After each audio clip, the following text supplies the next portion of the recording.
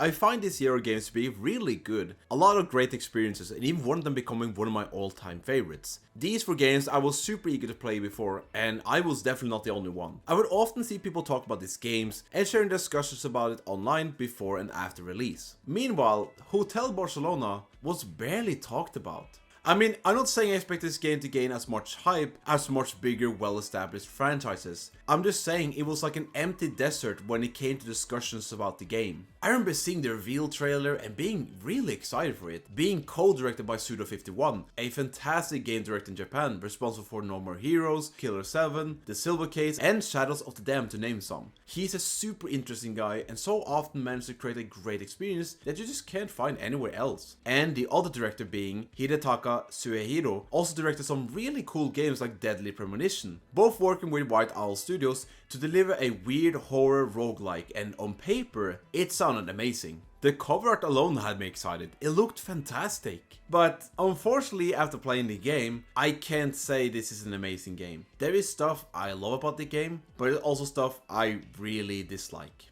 And in the end, it ended with a game I wasn't really a big fan of. So sit back and enjoy as I talk about why I unfortunately found Hotel Barcelona a disappointment. When opening up the game, we are sent right into level, with very little to no context. But it does not take long before I die and our main character Steen wakes up. We are given little context, but that is until we can watch a cutscene of a flashback to see how we got here. The cutscene shows Justine driving two other passengers to a destination. The blonde chick in the back claims that the driver has been driving the same way over and over again and they're still not close to the destination. Suddenly a bunch of people were in the way and the car crashed into a tree on the side of the road. The driver survives but the two others are dead. And now currently she is staying in a hotel. The hotel being Hotel Barcelona, by the way. Working as a US Marshal, she wants to cover the mystery of her father's murder, said to be a witch with immense power, and she is most likely here in this place. And not only that, she also does have an ancient titan called Dr. Carnival to help her out as she promised her father to help her before he died. I do really like the setup of the story, and a big reason for that is because of Justine and Dr. Carnival's relationship. Justine is a shy woman who doesn't like violence. She is also easily scared, but she is nice and feels heavy sympathy for others. Dr. Carnival says fuck that and kills everyone that stands in his path. For him, the only way to succeed is to kill everyone in his way. And the interactions are great. Seeing them just clash with each other is always just fun to watch. Dr. Carnival helps you by lending his powers into levels and killing the enemies that stand in his way. During this, he is in full control of Justine's body, while in the hotel, you're controlling Justine. In the hotel, you can find other people just chilling and saying a random line, or talking to some of the other workers there. The characters you can talk in this hotel are actually pretty fun, like the bartender who really likes to collect ears for some reason, and the receptionist Vanessa has just this creepy aura to her. This hotel has a magic barrier that makes it impossible for anyone to leave from here. Not only that, but whenever Justine dies in a level, she gets revived again and spawns back in her room. Carnival believes that this is all done by the witch and that she's here in this hotel.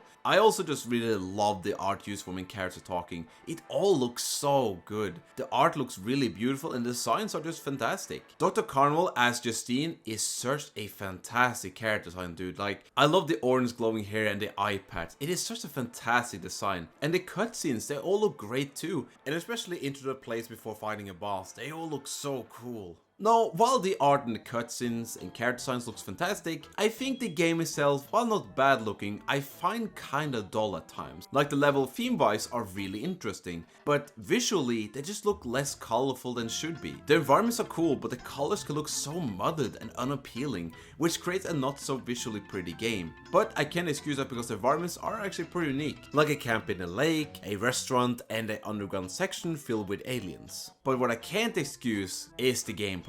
This game was not enjoyable to play for several reasons. First off, this game feels weirdly sluggish to play. The combat just does not feel refined as other games in the genre. You can change weapons and some will be faster than others, yes, but I still find the combat overall slow. And plus, I just don't find any of the weapons really fun to use, despite how cool they look. Movement-wise, it's fine, but attacking-wise, it feels at times not fast enough to be able to react to enemy attacks. And the combos just wasn't really satisfying to me either. It feels like there's not enough weight to the attacks. Like being able to cut off the limbs and such is cool and all, but if it's not satisfying, then what's the point? There's also a mechanic where you can charge a super move with Dr. Carnival, where he will unleash an attack to deal a lot of damage to enemies on screen. And yeah, it's a really cool move, but you have to kill so many enemies to get it, and if you don't kill any enemies for a while, it will go down. However, if you fall into water or hit a water barrel, you'll also make the meter go completely zero, then congratulations, you just lost the super move completely. And sometimes it also rains, and that also makes the super move go down. I don't like this mechanic, not only because it's frustrating to lose all of it for accidentally touching water, which is very easy to do by the way, but also because sometimes it's just impossible to completely avoid it. It was very frustrating. Before also starting a new stage, there will also be different effects applied to a level. Like if it's day or night, certain enemies will spawn, rain like I mentioned earlier, or if it's dark where you can see very little in front of you. But it can also make Justine either big or small. Now, I get the advantage with being big as you're faster and do more damage, but being small has no advantage, but at the same time there's no disadvantage either, so I just felt like no difference of being small or normal other than the visual size. Each stage also has a timer on top of it, and if it does reach zero, you lose. But the funny thing is, this never happened once to me. The only clip I have of this happening is after I had beaten the game and just stood still during a stage to test to see what happens. I really expected a big monster to come at me, but instead the game just says the time has run out, and I find that pretty lame. You can avoid all the enemies instead and just run towards the boss, but if you do, you'll miss a lot of the collectibles from enemies that are used to upgrade Justine and the weapons he uses. You have a skill tree you can upgrade. You can get more combos with certain weapons, do more damage, and get more health. But you can also buy and upgrade weapons from a character named Rodriguez, with some weapons being better than others in terms of damage and also having their own little status effect as well. There are also some other optional rooms to enter, such as the casino where you can earn money and talk to this lovely guy who really loves Team Curry. You can do a mini game guessing a correct card out of 5 and either upgrade your weapon or apply a random stat to it. But it does suck though that 30% of the time I went there, the game would just crash on me. Did the game bug? Did it crash? The other room has this clown giving you a challenge to do, usually to kill a certain amount of enemies to give you a certain buff. This game also has a multiplayer mechanic, and while that does sound fun, it unfortunately makes the game a lot more frustrating. Sometimes a random player will join your server and will try and kill you. And let me say this right now, you will always die from them. They will always just have more health than you have, better weapons, and having enemies on their side. The execution is really unfair and makes it much less fun to play the game. Now, while all this was really frustrating, it does not come close to how annoyed I was fighting the bosses. I mean, holy shit dude, these bosses could be insanely annoying. Several of their attacks are not easy to telegraph, leading to hits, and sometimes multiple hits in a row. They're also just so fast compared to you that it's hard to really not take any form of damage. The first boss is with this baseball dude and had me almost breaking my controller. I died so many times with this dude, having to redo the stage over and over again, and I got so frustrated. And the chicken boss as well. Good lord, some of these attacks are so bull. How am I supposed to not take damage from this? It's such a shame too, because I love the designs of them and their backstories. Having a reason why they turn out like this. It's so cool, but also, fuck you, why are you so frustrating? The third boss is this alien xenomorph thing, and honestly, it's probably the only boss I didn't really mind fighting. It felt pretty fair and it was still a really cool conceptually boss. And the last one against the witch, yeah, I don't want to think about it. But there's more! The game makes you fight the 3 first bosses again and beat the stages again. This is such obvious padding, it's not even funny. I mean, you do get more dialogue from the bosses, which is neat, but all the dialogue from them comes down to, "Oh, humans are so evil, oh, I hate them, oh fuck them." And then Dr. Carnival will respond with, "Yeah, well, why don't you just kill yourself?" Okay, so I've been critiquing this a lot for now, so let's go back to the things I do actually like the story. So we know that the Carnival wants to help Justine because of her father, but we don't know how that came to be or how her father died. When he is asked about this, he says it's a witch, and when he asks if you can trust him, he says he never lies. But we do get some hints that this is not the whole story and that there's some details missing here. Even the hotel owner from earlier told you not to trust him as he is an evil spirit. I mean, he is a psychopath after all. But after defeating the third boss, we're sent back to the hotel, now with the 3 hearts of the bosses. Justine figures out they must sacrifice the hearts, so they found this clone robot to do so, but as it is about to reveal the last location, it stops. The hotel owner warned Justine on trusting Dr. Carnival. However, she does want to ask him some questions, because after all, he can't lie. When asked if he did kill her father, he says no. But then she asked if he could have actually prevented it, with him replying, yes he could. He could fully help him, but he did not. This makes Justine angry as she feels like she's been betrayed. She screams for him to leave her body, but she instead shuts off completely, so her Dr. Carnival form is out. Okay, so now redo the 3 stages and bosses again.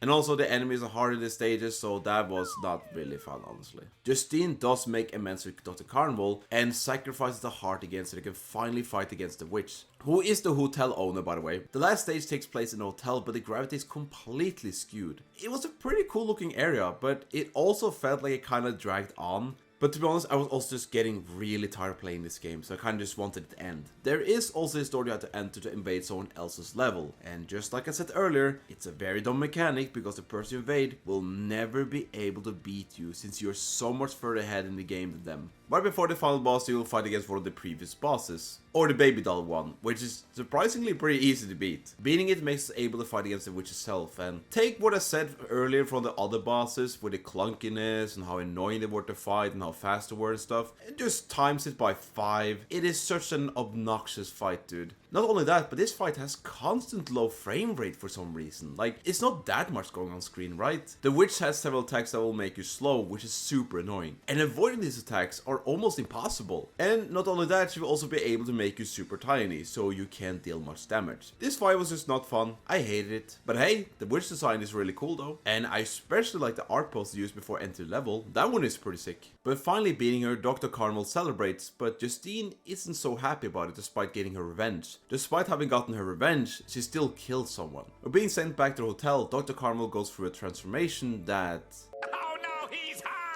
Now having his curse broken, he is outside her body. But before they can leave, Justine falls to the ground and starts bleeding, making him shift back to the witch's world. A flashback is then shown, this one being when Carnival made a contact with Justine's father. Now while the contact states that he wants Dr. Carnival to save Justine, he wanted him to save her from a different type of danger, that being herself. She apparently holds a lot of power, and if gone wrong, could unleash immense power that could lose herself in the process. When the flashback is over, Carnival tells Justine that he can help her, but the only way to do so is to go back to her body, but if he do so, he will never be able to leave again, only leaving to the day she dies. You can either choose yes or no here. If you choose yes, then he goes back to her body and Justine can stand up again. But the witch is back in a much bigger form and you have to run away from her attacks. But after a while, she'll send a huge wave of black water, and this is where I get my favorite line in the game. But how? By surfing, obviously. Shut up and get on my back. Yahoo! This section is honestly really awesome, but dude, it's also so clunky. The inputs would not work for me several times and I had to redo it over and over and over again, which made me more annoyed than having fun. But finally finishing the last blow to the witch, she is finally dead. And with that, the residents of the hotel are finally free to go to the afterlife, and Justine finds a cool car to take. She also finds that blonde woman from earlier, who is not dead, and drives with her home. But we do also get a little cliffhanger. The dark spirit from the witch finding the dead body of the guy in the car from earlier, and he is possessed now. There are also optional content I didn't really discuss about, like extra bosses and stages you can find by either watching VHS tapes or playing this one game, and it's really cool. I do really like how these are optional stuff, and it gives you more to do. But honestly, I don't want to play this game anymore. I just also realized now that I didn't mention the soundtrack at all, and that's for a good reason. It's pretty forgettable. It is really underwhelming, with the only tracks I remember being the one playing when upgrading your skills, and the chicken boss theme, which was pretty cool. But otherwise, yeah, it's really underwhelming in my opinion. And that perfectly sums up the game as well. This game has a lot of charm, a lot of great stuff that I really enjoyed. I do really enjoy the characters and the dialogue. I dig the story. I liked a lot of the art and the designs of the characters were really cool. But the gameplay is slow and sluggish. The bosses are more annoying to fight than fun. The levels, while cool conceptually, can feel really boring to play. Some of the mechanics also very poorly implemented, and the game can just feel really unfair at times. I really wish I could have loved this game, but I can't, man. This was not worth $35. If you are interested in playing this, please wait for a price drop. I was really excited for this game, but it ended up being really disappointing. But, you know, that happens sometimes. So with that, I hope you all enjoyed the video, and I will see you all next time.